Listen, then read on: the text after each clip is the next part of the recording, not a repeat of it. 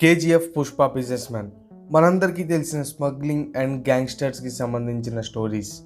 ఈ మధ్య కాలంలో వచ్చి నెగిటివ్ క్యారెక్టర్స్తో కూడా మనల్ని ఇన్స్పైర్ చేసిన స్టోరీస్. ఆ క్యారెక్టర్స్కి మనం బాగా కనెక్ట్ అయ్యాం. కానీ మనలో ఎంతమందికి తెలుసు ఈ 3 స్టోరీస్ కూడా ఒక single Indian gangster, smuggler, mafia don స్టోరీని బేస్ చేసుకుని క్రియేట్ చేసిన క్యారెక్టరైజేషన్స్ అని. అమితాబ్ బచ్చన్ అండ్ అజయ్ దేవ్గన్ కూడా ఈ గ్యాంగ్స్టర్ క్యారెక్టర్ని వాళ్ళ మూవీస్లో పోర్ట్రే చేశారు. ఇన్ఫ్యాక్ట్ ఈ డాన్ మేనరిజమ్స్ నేర్చుకోవడానికి అమితాబ్ బచ్చన్ ఈ పర్సన్తో కొంతకాలం ట్రావెల్ చేశారు. మనందరికీ తెలిసిన most powerful underworld don Dawood Ibrahim కూడా ఈయనకి భయపడేవారు. 2 పూటలా తినడానికి తిండి లేని స్థాయి నుండి most powerful lady of Indian history and longest serving lady prime minister అయిన ఇందిరాగాంధీని భయపెట్టే స్థాయికి ఎలా ఎదిగాడు. కేవలం ఈయన్ని చూడడానికి సెక్రటేరియట్ నుండి ఇందిరాగాంధీ ఎందుకు కిందకు వచ్చేది, పొలిటికల్ పార్టీ ఎందుకు పెట్టాడు, ఈ డాన్కి జయప్రకాష్ నారాయణకి సంబంధం ఏంటి, ఆయన పెట్టిన పొలిటికల్ పార్టీ అండ్ అప్పటి లీడర్స్ ఇప్పటికీ మన పార్లమెంట్లో సిట్టింగ్ ఎంపీస్ అండ్ డిఫరెంట్ స్టేట్స్లో ఎమ్మెల్యేస్గా ఉన్నారు. ఇన్ఫ్యాక్ట్ సీఎంగా కూడా పనిచేశారు. Here is the successful story of most powerful style icon and celebrity gangster of India, Sultan మిజ్రా, popularly known as Haji Mastan. 1926లో చెన్నైకి చెందిన ఒక ముస్లిం ఫ్యామిలీలో హజీ మిశ్రా జన్మించారు. వీళ్ళది చాలా పేద కుటుంబం. బతుకుదెరువు కోసం వాళ్ళ ఫాదర్తో కలిసి 8 ఇయర్స్ ఏజ్లో ముంబై షిఫ్ట్ అయ్యారు. 8 ఇయర్స్ పాటు సైకిల్ షాప్లో పనిచేశాడు. ముంబైలో రిచ్ లైఫ్ని చూసి ఎంతో ఇన్స్పైర్ అయ్యాడు. పెద్ద పెద్ద బిల్డింగ్స్, లగ్జరీ కార్స్ ఎప్పటికైనా కొనాలి అనుకున్నాడు. సైకిల్ షాప్లో 8 ఇయర్స్ పాటు పనిచేసినా కూడా మస్తాన్ బేసిక్ డిజైర్స్ ఫుల్ఫిల్ చేసుకోవడానికి తనకు వచ్చిన డబ్బులు సరిపోయేది కాదు. ఆ టైంలో గోల్డ్ పైన హైయెస్ట్ ఇంపోర్ట్ డ్యూటీ ఉండడం వల్ల అరబ్ కంట్రీస్ నుంచి గోల్డ్ ముంబై ద్వారా స్మగ్లింగ్ అయ్యేది. అండ్ నెమ్మదిగా ఈ గ్యాంగ్లో మస్తాన్ చేరి డైలీ వేజ్ వర్కర్ కింద పనిచేసేవాడు. అరబ్కి సంబంధించిన గలీబ్ షేక్ స్మగ్లింగ్ చేస్తూ పోలీసులకు దొరకడంతో మస్తాన్ అతనికి జెన్యూన్గా కనిపించాడు. సో మస్తాన్కి గోల్డ్ బిస్కెట్స్ ఉన్న ఒక బాక్స్ ఇచ్చి పారిపోయాడు. అండ్ కొంతకాలానికి మస్తాన్ దగ్గరికి వచ్చి ఆ బాక్స్ కలెక్ట్ చేసుకున్నాడు. ఆ బాక్స్లో 1 గ్రామ్ కూడా గోల్డ్ మిస్ అవ్వలేదు. సో మస్తాన్ని ఎంతో ఇష్టపడి మస్తాన్ని వాళ్ళ గ్యాంగ్లో చేర్చుకున్నాడు. కొన్నాళ్ళకి మస్తాన్ ఎర్లీ 20స్లోనే ఆ ఏరియాకి డాన్ అయిపోయాడు. కొన్నాళ్ళకి హజీ మస్తాన్ దామల్ స్మగ్లర్ అయిన షుకూర్ నారాయణ్ భకియాతో కొలాబరేట్ అయ్యాడు. షుకూర్ నారాయణ్ దామన్ నుంచి గల్ఫ్ కంట్రీస్ త్రూగా గోల్డ్ స్మగ్లింగ్ చేసేవాడు. హజీ మస్తాన్, వర్దాబాయ్ అండ్ కరీంలాలా వీళ్ళ ముగ్గురు ముంబైలో మోస్ట్ డేంజరస్ ట్రయో. వీళ్ళ ముగ్గురు ముంబైని 1960 నుండి 1980 టైంలో ముంబైని సింగిల్ హ్యాండ్తో రూల్ చేశారు.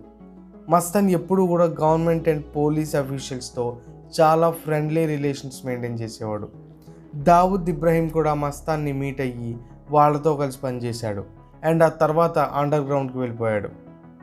ముంబైలో మస్తాన్ చైల్డ్హుడ్ అంతా కూడా ధారావిలోనే గడిచింది. ధారావిలోని బిజినెస్ మ్యాన్లో సూర్యాబాయ్ కూడా చాలా డీలింగ్స్ చేసేవాడు. The most richest slum in India. మస్తాన్ని ఒక కన్నింగ్ డీల్ మేకర్ అంటారు. ఎందుకంటే మిగతా గ్యాంగ్స్లో గొడవలు అయితే వాళ్ళ గ్యాంగ్ లీడర్స్తో మీటింగ్ పెట్టి సర్ది చెప్పేవాడు. అండ్ ముంబైని ఈక్వల్ పార్ట్స్గా డివైడ్ చేసి ఎలాంటి కాన్ఫ్లిక్ట్ లేకుండా రూల్ చేసుకోమని సెటిల్ చేశాడు. హజీ మస్తాన్ టోటల్ కెరియర్లో ఒక్క బుల్లెట్ కూడా షూట్ చేయలేదు అండ్ ఒక్కరిని కూడా చంపలేదు. Mercedes Benz, white and white clothes, white hat, white shoes, ఇలా చాలా స్టైల్ మెయింటైన్ చేయడం వల్ల స్టైల్ ఐకాన్గా నిలిచాడు. మస్తాన్ ఎదుగుతున్నప్పుడే ఇన్ఫ్లుయెన్స్ విలువ తెలిసింది. సినిమా స్టార్స్ అండ్ పాలిటీషియన్స్తో టచ్లోకి వెళ్ళాలనుకున్నాడు. కొన్ని కామన్ ఫంక్షన్స్ అండ్ పార్టీస్లో మస్తాన్ కూడా వెళ్ళేవాడు. సో అదే టైంలో సెలబ్రిటీస్తో భుజాలు కలుపుతూ టచ్లోకి వెళ్ళాడు. అండ్ మీడియా ఈ న్యూస్ని చాలా వైరల్ అయ్యేలా చేసేది. స్మగ్లింగ్ అండ్ అదర్ ఆస్పెక్ట్స్లో డబ్బులు బాగా సంపాదించడంతో అప్పటి స్టార్ హీరోస్ అయిన రాజ్ కపూర్, దిలీప్ కుమార్, ధర్మేంద్ర, సంజీవ్ కుమార్ వీళ్ళందరితో టచ్లో ఉండేవాడు. స్మగ్లింగ్ అండ్ అదర్ ఆస్పెక్ట్స్లో డబ్బులు బాగా సంపాదించడంతో ఫిల్మ్ ప్రొడక్షన్లో ప్రొడ్యూసర్స్ కష్టాలు తెలుసుకుని ఇండైరెక్ట్గా వాళ్ళకి ఫైనాన్షియల్ సపోర్ట్ ఇచ్చేవాడు. అండ్ కొన్నాళ్ళకి డైరెక్ట్గా ఫిల్మ్ ప్రొడ్యూసర్గా మారాడు. సంపాదించిన డబ్బు డైవర్సిఫై చేసి ఫిల్మ్ ప్రొడక్షన్ అండ్ రియల్ ఎస్టేట్లో పెట్టాడు. మస్తాన్కి బాలీవుడ్ స్టార్ హీరోయిన్ అయిన మధుబాల అంటే చాలా ఇష్టం. ఆమెనే మ్యారేజ్ చేసుకోవాలనుకున్నాడు. కానీ అది కుదరకపోవడంతో సోనాని పెళ్లి చేసుకున్నాడు. సోనా కూడా ఒక బాలీవుడ్ హీరోయిన్ అండ్ సేమ్ మధుబాలలా కనిపించేది. కొన్నాళ్ళకి ఈ స్మగ్లింగ్ ఆపరేషన్స్ అన్నీ ఆపేసి రైట్ హ్యాండ్ అయిన కరీం లాలా అండ్ ముదలియార్కి అప్పచెప్పాడు. వరదరాజన్ ముదలియార్నే వర్దాభాయ్ అనేవాళ్ళు. ముదలియార్ చనిపోయినప్పుడు చార్టెడ్ ఫ్లైట్ వేయించి మరీ తన బాడీని ముంబై తెప్పించాడు. వీళ్ళిద్దరూ చెన్నై వాళ్లే కావడంతో తక్కువ టైంలోనే చాలా క్లోజ్ అయ్యారు. చాలా ఆస్పెక్ట్స్లో జీనాబాయ్ దారువాలి హెల్ప్ చేసేది. ఏమని చావల్వాలి అని కూడా అనేవారు.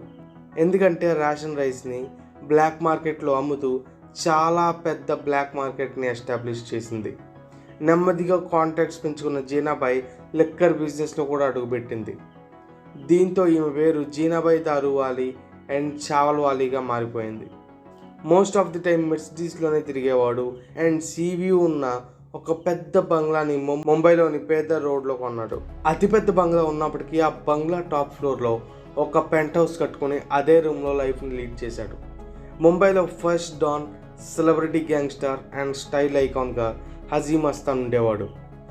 ఎమర్జెన్సీ టైంలో హజీ మస్తాన్ని అరెస్ట్ చేశారు. అదే టైంలో జయప్రకాష్ నారాయణని కలిశాడు అండ్ అతన్ని చూసి చాలా ఇన్స్పైర్ అయ్యాడు.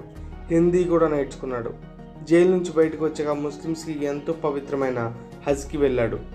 సో అప్పటి నుండి హజీ మస్తాన్గా పేరు మారింది. అప్పటి నుండి వాళ్ళ కమ్యూనిటీ వాళ్ళకి అండ్ అదర్ పీపుల్కి అండగా నిలిచాడు. వాళ్ళకి ఫుడ్ పెట్టడమే కాకుండా రెగ్యులర్గా డబ్బులు కూడా ఇచ్చేవాడు. 1984లో మస్తాన్ ముస్లిం లీడర్ అయ్యాడు అండ్ 1985లో దళిత్ ముస్లిం సురక్షా మహాసంఘ్ అనే పొలిటికల్ పార్టీని పెట్టాడు. అండ్ ఆ తర్వాత ఆ పార్టీ భారతీయ మైనారిటీస్ సురక్షా మహాసంఘ్గా నేమ్ చేంజ్ అయింది. ఆ విధంగా పాలిటీషియన్స్కి మరింత దగ్గరయ్యాడు. కరీంలాలా మనవుడు చెప్పిన విషయం ఏంటంటే ఇందిరాగాంధీ హజీ మస్తాన్ ఆఫీస్లో మస్తాన్ని మీట్ అవ్వడానికి వచ్చేదని అండ్ వాళ్ళిద్దరి పిక్చర్స్ కూడా ఉన్నాయి అని. కానీ కాంగ్రెస్ పార్టీ ఈ స్టేట్మెంట్ని కొట్టిపడేసింది. కరీంలాలా మనవుడు పేరు సలీం పఠాన్. ఇతను చెప్పిన ఇంకో విషయం ఏంటంటే నేషనలిస్ట్ కాంగ్రెస్ పార్టీ చీఫ్ అయిన శరద్ పవార్ అండ్ శివసేన హెడ్ అయిన బాల్ ఠాక్రే కూడా హజీ మస్తాన్ని రెగ్యులర్గా మీట్ అయ్యేవారు అని. పొలిటికల్గా ఎంత ఎదిగిపోయాడు అంటే ముంబై పోలీస్ కమిషనర్గా ఎవరుండాలి, మంత్రాలయాలో ఎవరుండాలో కూడా హజీ మస్తాన్ డిసైడ్ చేసేవాడు. హజీ మస్తాన్ మంత్రాలయ వస్తే సెక్రటేరియట్లోని క్యాబినెట్ మొత్తం మస్తాన్ని చూడడానికి దిగి వచ్చేది, ఇందిరాగాంధీతో సహా.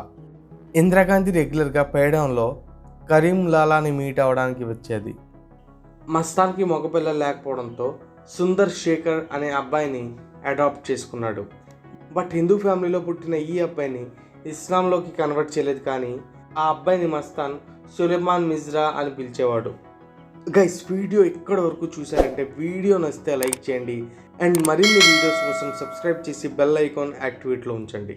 1975లో సూపర్ హిట్ మూవీ అయిన దీవార్ మస్తాన్ లైఫ్ని బేస్ చేసుకుని తీశారు అండ్ మస్తాన్ రోల్ని అమితాబ్ బచ్చన్ చేశారు. కొన్నాళ్ల పాటు బచ్చన్ మస్తాన్తో ట్రావెల్ చేశారు మస్తాన్ స్టైల్ అండ్ మేనరిజమ్స్ తెలుసుకోవడానికి.